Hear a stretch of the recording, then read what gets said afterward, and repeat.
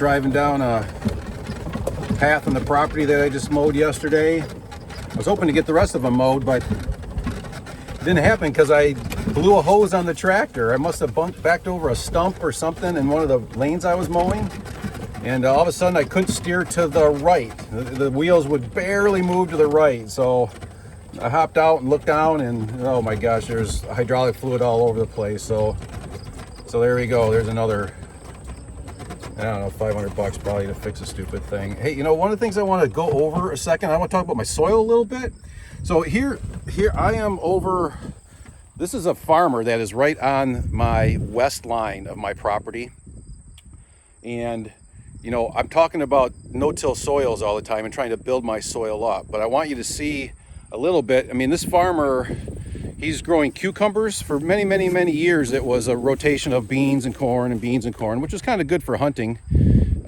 So the west side of my property was great. I could sit up there and there was stuff going in there all the time. But anyways, but the last couple of years, somebody else bought it and they've been growing cucumbers on here. And I say all that for nothing other than a point of reference. But what I want to show you is the soil out here is sandy. So if I mean, this dude is you know, he's got a sprinkler out here. You can see the pivot right here.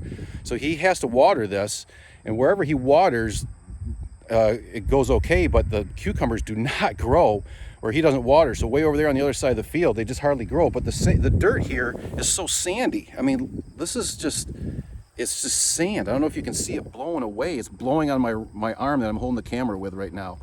It's so sandy. It looks great in the spring when it's dark and it's moist because it has a dark color to it. And everybody thinks, oh my gosh, it just looks so great. But it's just powder. When it dries, it's like powder. So that's why my food plots, they just, when it gets to August and July, when it gets really dry, they just don't do well at all.